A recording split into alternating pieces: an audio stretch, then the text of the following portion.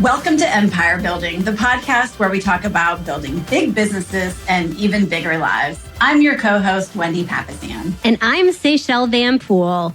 You know, when a business relationship isn't working out, it can often be really painful.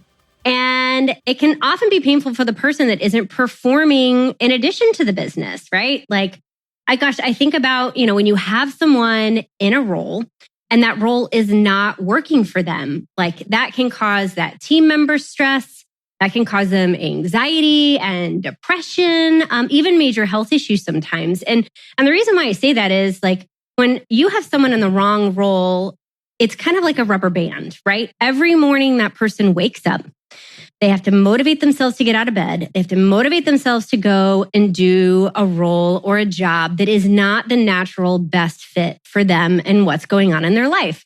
And so this rubber band just stretches and it stretches and it stretches. And I don't know about you guys, but I have a lot of hair over here. And what happens to my rubber bands when they've been stretched too much is they snap and something gives. and I have that happen all the time because I have so much hair and so many ponytails. And so I think about that with like our team members and our people. And I think, having someone that could even be the right person for your organization, but in the wrong role can not only be a liability for them as a human being, but it can also really be a big liability for the business. Because if they're not enjoying what they're doing, they can really become a cancer for the whole organization. And that can cost you thousands or hundreds of thousands, or even in some cases, millions of dollars to the company.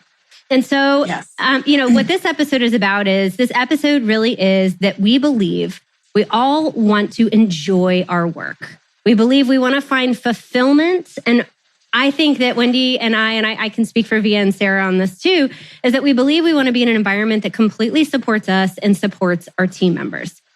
So we get asked about firing, hiring, and leadership a lot. So this topic is actually by request of our listeners. And we're going to talk today about how to get people to quit without actually firing them.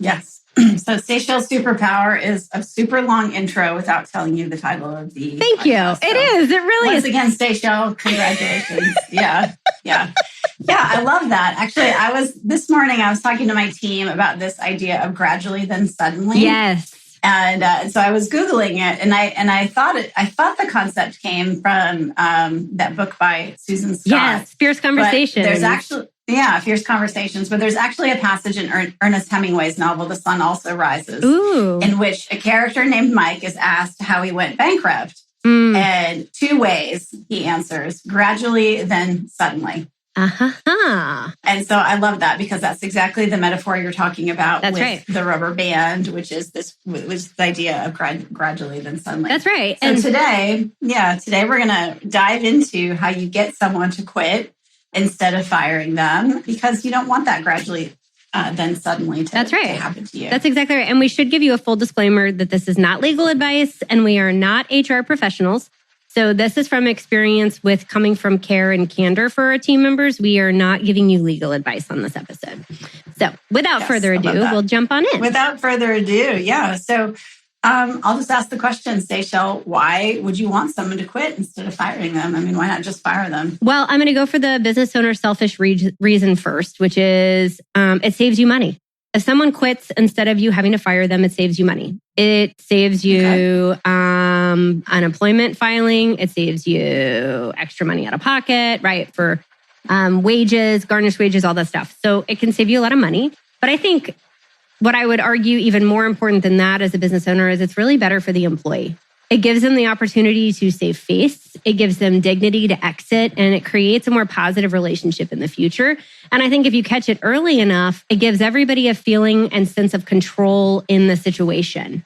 When somebody exits on good terms, they feel like they're empowered and in control, that it's their decision. And I think if you can come to a mutual agreement on how this person exits, you can then also discuss how you're going to phrase that to the team, how you're going to set everybody else up for success. And I can tell you, I've had a number of team members that maybe didn't work out on my team, but I've been references for or even found opportunities for in other organizations because we're parting on great terms.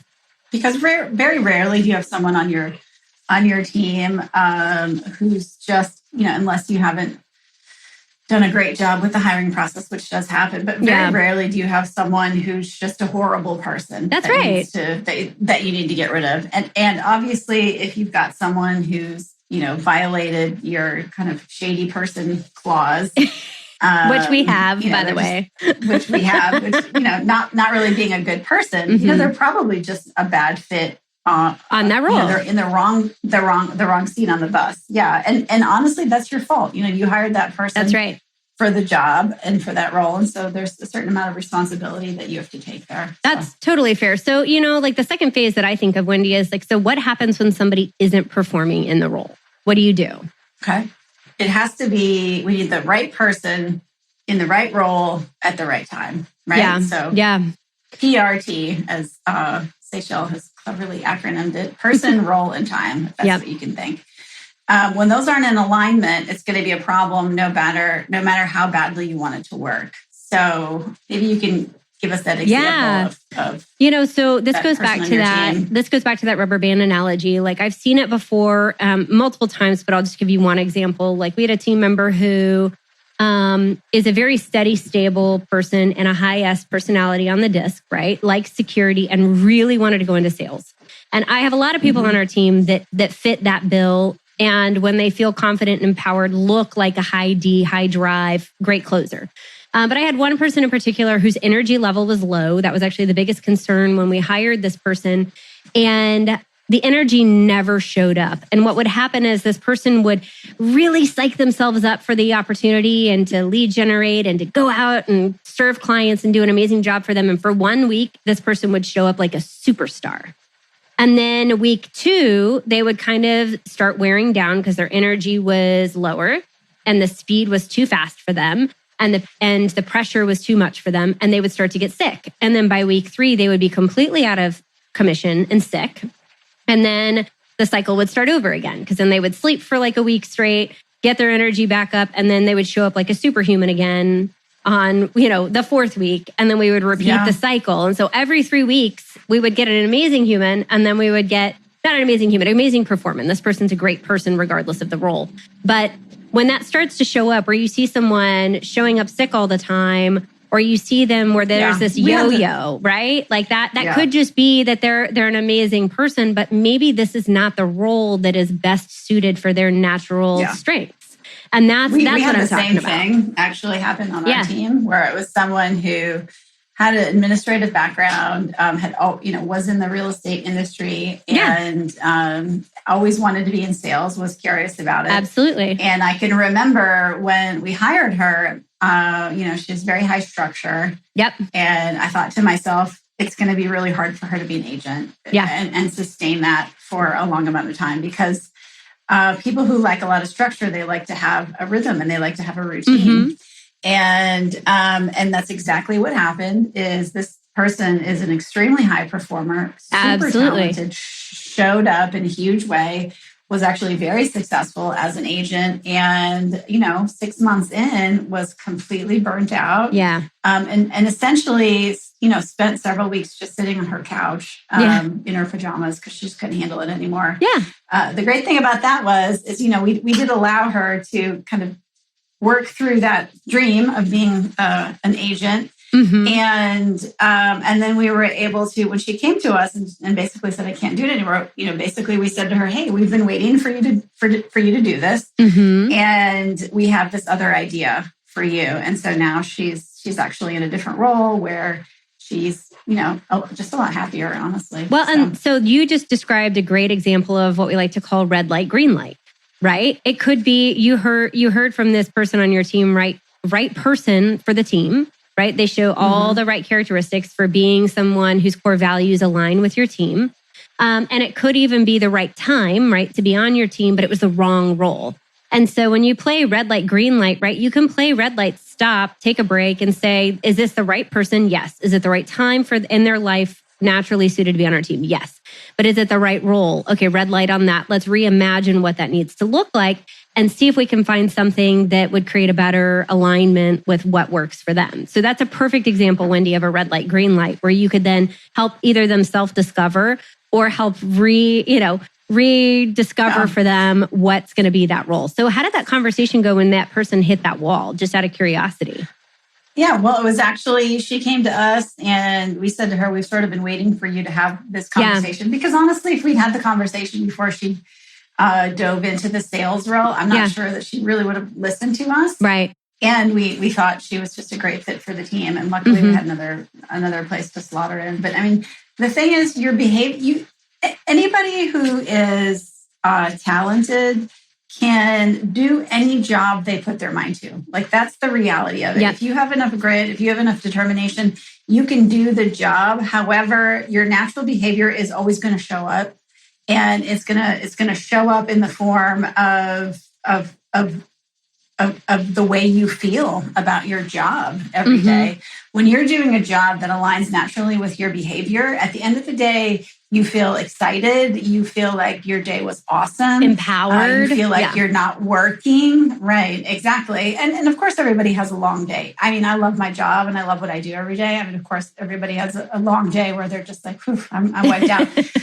But if you are doing the things that you love to do every single day, then it doesn't feel like work. Yeah. You know, and the reality is 70% of Americans hate their job. And it's because they've never taken the time to understand their natural behavior and align it with what they do every single day. Well, and that's why I really love that in the hiring process, which we have a whole series of episodes for you on, so you can go back and listen to those on our hiring process. But that's why I love that we really do utilize personality assessments, not as a pass-fail, but as an opportunity to have conversation around somebody's natural behavior and around what their natural strengths are to make sure that we're aligning the right role with the right person who's showing up. Yeah, makes tons of sense. Yeah, absolutely. And we never do this. I mean, it's weird. I think it's so weird, especially in a country where so much of our self-worth is based on our work. Yes. Right. So like just taking time, kids in middle school, even taking time to really understand. I mean, I have a candidate for someone who's looking at a job in my organization who basically became an engineer because she thought it was something that her dad wanted her to do. Oh yeah. And she's never liked it. She absolutely never liked it. So she's having to shift after she spent, all that time and energy and money becoming an engineer. Well, and this is not planned in our episode, but I will give a little plug here for an amazing set of courses, especially if you're in your late teens to 20s and you're listening to these or know someone in your life that's listening to these. Is Keller Williams has this amazing organization called Keller Williams Kids Can. And they have a whole series of courses called Quantum Leap and a whole range of courses around financial literacy to discovering the 7 essential parts of your life, creating a vision for yourself and your future. And Wendy, you're chairman of the board on that or have been for several years. And, if you have someone in your life that could benefit from that, you absolutely need to get them to one of those classes because it's just and it's life-changing. I'll plug an event that we have coming up, which is it's called the QL Summit, and we are honored and blessed to have Gary Keller speak to. The goal is to have 800 young adults in front of Gary virtually, and it's a very dynamic day where a billionaire basically pours into you. And you can register by going to kwkc.org/QL Summit. It's June 10th, 11th, and 12th. And it's for anyone, basically, 18 to 30 years of age. So if you know someone. And then Seychelle, I forgot something we were supposed to talk about right at the beginning of our episode. Oh, we're celebrating something special today. It's a special day with this episode. Because do you know what it is? I think so, but it feels like an anniversary of some kind that we should be talking about. Yes. It's our 1-year anniversary. Woo! I can't believe our other co-hosts aren't here to celebrate it with us. That's okay. We're bringing the party anyways. More important. But yes, Seychelle and Wendy, we always bring the party. That's right. Anyway, I want to congratulate our amazing co-hosts. And you too. I know. They're we love you building guys. their empires. Yeah. They so are. Congratulations on a big one here. Happy anniversary. And to all of our listeners out there, thanks for sticking with us for the last year. Oh my gosh. And thank you for sharing with a friend. Yes. We see so many people who are sharing episodes with their friends. That's huge. Yes. So if you like today's episode, share it and give a little shout out for a little happy anniversary. Yes. 1 year, baby. Happy anniversary. Woo-woo! So, I listened to this, and my dad actually was the one that taught me a lot of the skills around this, because he has been in business and out of business with more people than I can count. But I've rarely met somebody that even was in business partnership with him that doesn't still love him. And I thought, wow, like how incredible is that you can have respect and admiration for the people you get into business with. And even if you get out of business with them, still retain that relationship. I think that was just really unique. And so, if you're looking at that and trying to figure out how you do that, the first thing that you do is you need to start by putting some steps in place into your business to set you up for success. And so what do you do when someone starts in your organization, right? The first thing you have to do is have some clearly defined standards. And I know that sounds like rudimentary, but I find most people get a new person, they start day one and they're like, I'm here. And the entrepreneur is like, great. I'm so glad you're here. I don't know what to do with you. I've got to go and run somewhere for a meeting or something. Yeah. I mean, I'm guilty. I have definitely had a person before start, and I was like, they started, like the night before, I realized, oh my gosh, they're starting tomorrow. And I had nothing for them. Now we have a much better onboarding process. But if you're in that boat, start with some clearly defined standards and maybe put together your first 30 days, right? Yeah. Yeah. People want to know how to win. I actually tell people, I say, what are the 3 things that if this person in this role kills it at, you're going to know that they're winning. Yep. And this is different than a mile-long checklist, the 90 days to success, or whatever that looks like. Make it really, short and sweet. KISS, right? Keep it simple, stupid. Yeah. So what are the 3 things that if this person knocks those out of the park, they're going to really succeed in that role? That's and honestly, most jobs have their 20%, and that's what you're telling them, and that's how they need to know how to win. Because no matter who you are, you want to be able to win in the job. That's exactly right. So we start by setting that up for success. So they need to clearly understand how they win. And I think it's also really important at that time, you also maybe say, and here's how we go sideways. And so you're identifying both the success and the potential problems off the bat. Now, if you get into it 30, 60, 90 days, I find usually within the first 6 weeks, we can kind of identify if somebody's working or not. But sometimes it is that gradually and then suddenly. And so if you end up there, the first thing you want to do is to have an honest conversation to reassess where you are, what may be not working, and try to find a way to make it work. But if that's not getting you where you want to go, right, then the second thing we need to do is own our part in that, right? So we identify the problem. Then number 2 is you own your part. And I love that. And if we're owning our part, right, we don't want to fire someone without trying to do everything we can on our end, or more importantly, help them self-discover out if we haven't owned our part. So a lot of times on the business side, if someone's not succeeding and it's your fault, it's going to be a couple of things. It's either a lack of understanding of what's required, it's a lack of training, or it's a lack of knowledge of what they need to be doing to succeed. And so kind of, a way you could phrase that is to say, Wendy, I really care about you as a person. And I haven't done a good enough job on teaching you how to convert clients over the phone. And that's part of your success. That's how you're going to succeed in this role. And I want to see you succeed there. And I can tell that we're falling short on training you. So I'm going to commit to getting you into this training course for the next 30 days on my end to help you get on track. Let's schedule it on the calendar right now. Let's get you into this class. And then let's see over the next 30 days if this can help you get back on track with the appointment setting, right? So own your part first. Yeah, I love that. Yeah. And then this is, in the corporate world, this is called a performance improvement plan. Yep. And you just want to be really clear. Hey, you know what? These are my expectations. And, it's your business. You should have expectations. That's right. A lot of people are scared to implement expectations because this person is probably taking a certain amount of pain away from you. That's right. And you're scared of losing that person. Mm-hmm. And you're scared of having to go back to the drawing board and go through that whole hiring process again. And it's okay to have expectations.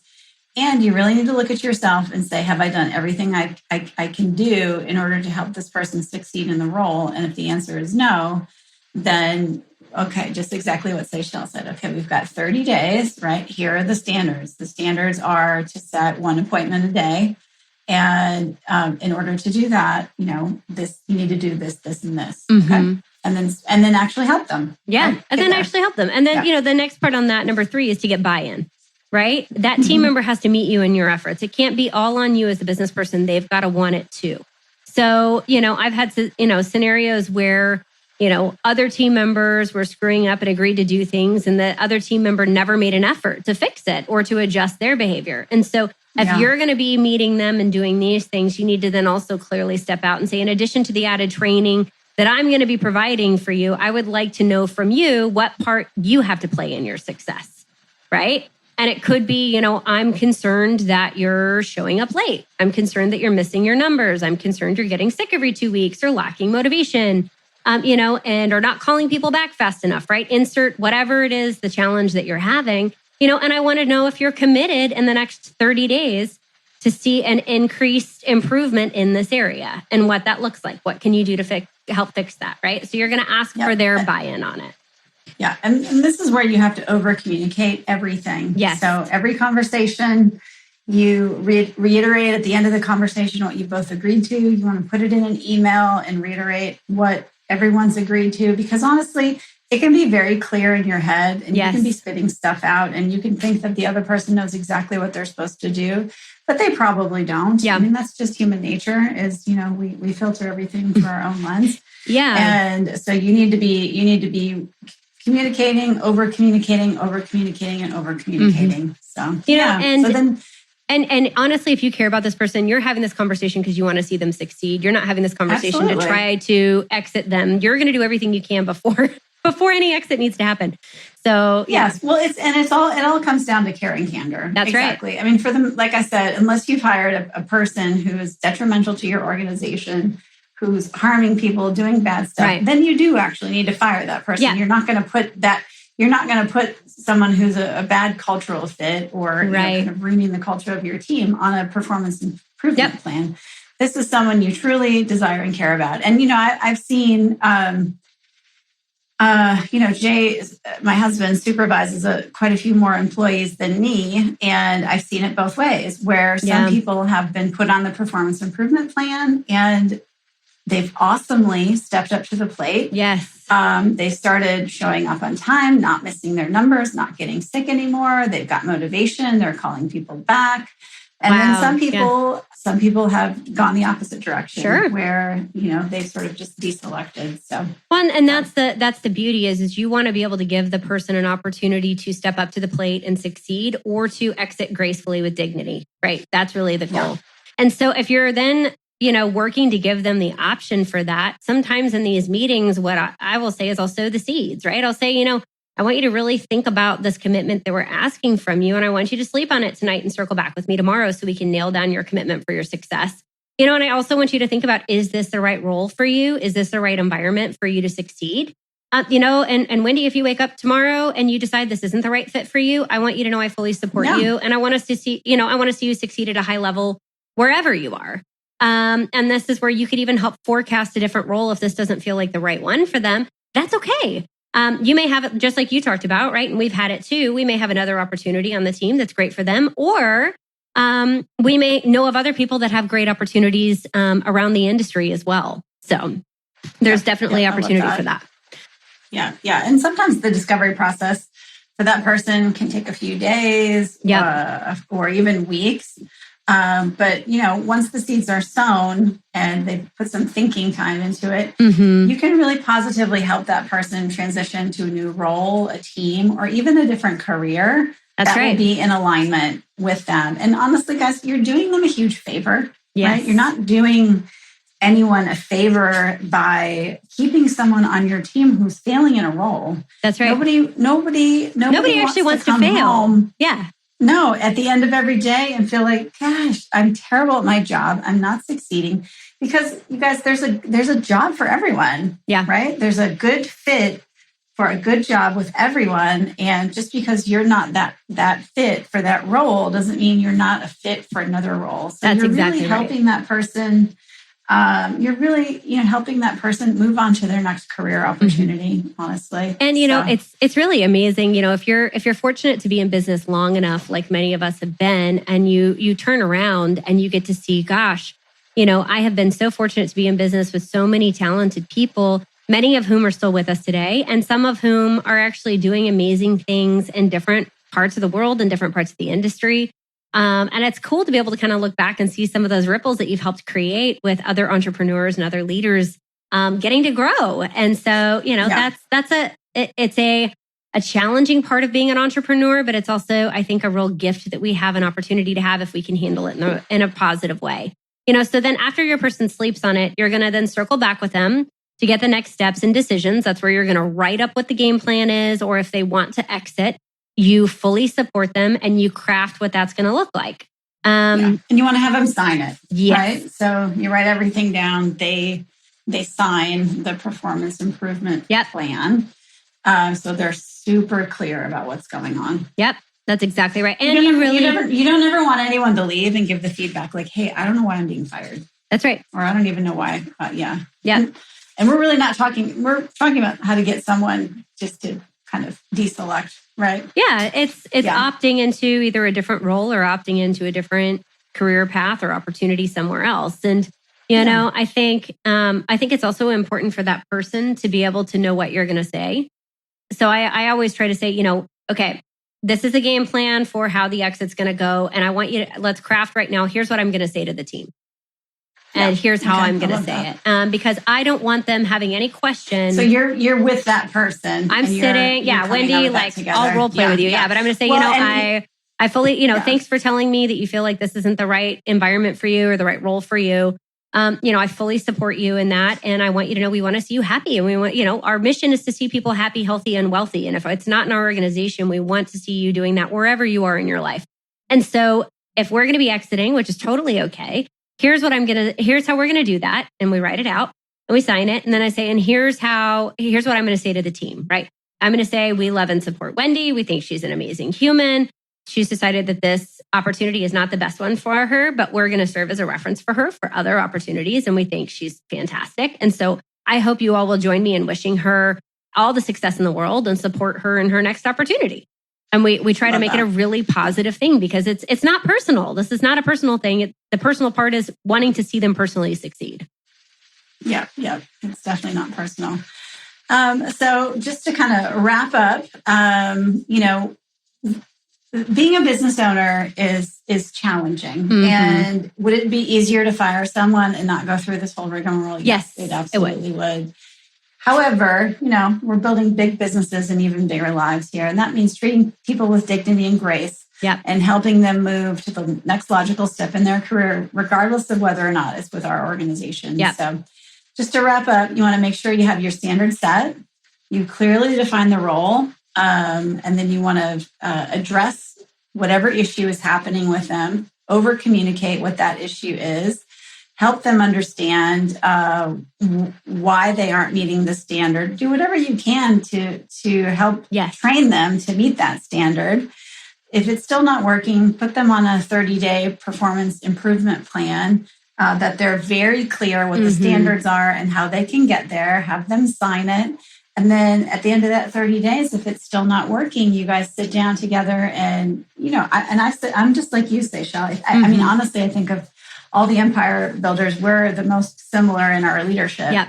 And I have had that conversation where I've said to them, hey, you know what? I'm going to do whatever it takes to help you find your next logical step. And, connecting them with other people in our offices or other people, in different industries. So today's episode on how to get someone to quit without firing them was really fun.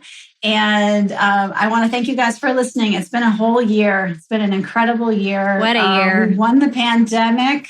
We won it. And I want you guys to continue to go out and build big businesses and even bigger lives. And never forget, you are an empire builder. Thanks, guys.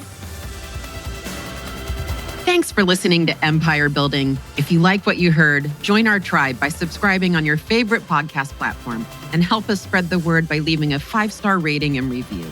Until next time, wishing you a life worth living. And remember, you are an empire builder.